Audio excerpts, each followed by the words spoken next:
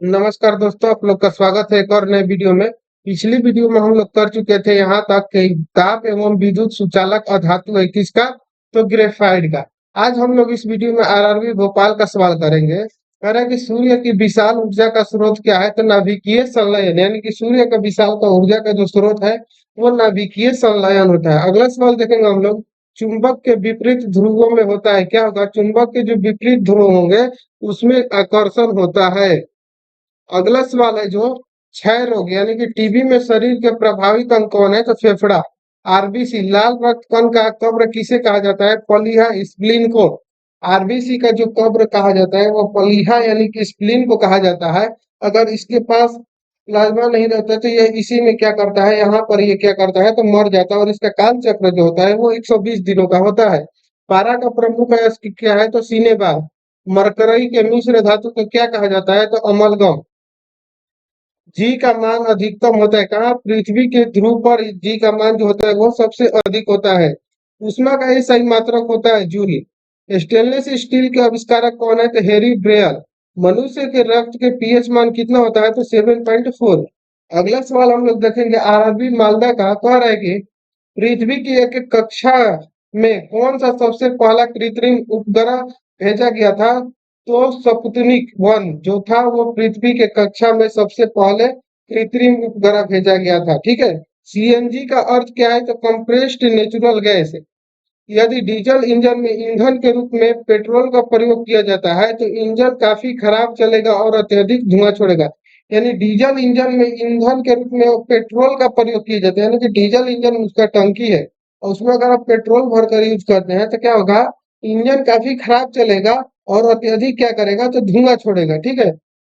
किसकी कमी से निर्जलीकरण होता है, तो पोटेशियम क्लोराइड तथा सोडियम क्लोराइड की कमी से निर्जलीकरण होता है। मृदा में लाल हिंसा मापन का उपकरण क्या है, तो हाइग्रोमीटर होता है। ठीक है। नेक्स्ट क्वेश्चन की ओर हम लोग चलेंगे। करें कि उच्च रक्तचाप का प्रमुख कारण क्या है, तो मानसिक तनाव है। अगला सवाल कह रहा है कि रक्त में उच्च स्तर का यूरिक अम्ल होने का लक्षण किस बीमारी में होता है, तो गाउट में। आरआरबी दिल्ली मेट्रो रेल का सवाल है। कह रहा है कि मृदा का अध्ययन जाना जाता है पेडोलॉजी में।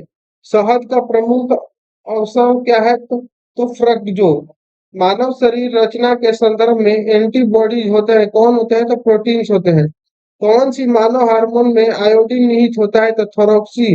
थोरॉक्सी जो होता है वो आयोडीन निहित होता है। डेसिबल होता है एक ध्वनि स्तर का तापमान। डेसिबल जो है वो एक ध्वनि स्तर का तापमान है। ठीक है। अगला हम लोग सवाल करेंगे आरआरबी इलाहाबाद का। कह रहा है कि रासायनिक यौगिक का सबसे छोटा संभावी यूनिट कौन सा है, तो अणु है। मरकत यानी इमर्जेंस का बना होता है क्या का, तो बेरिलियम का। और रक्तता होती है किसमें, तो लोहे की कमी से रक्त एनीमिया होती है। जल का विशुद्ध रूप क्या है, तो वर्षा जल। पौधे के लिए अच्छा उर्वरक क्या है, यूरिया। मानव रक्त का पीएच मान कितना होता है, तो 7.4 होता है। कार्बन का न्यूनतम प्रतिशत कितना होता है, कार्बन का न्यूनतम प्रतिशत होता है किसमें होता है, तो पिटवा लोहा में। अत्यधिक आघातवर्धीय यानी कि मेलेबल धातु कौन सा है, तो सोना।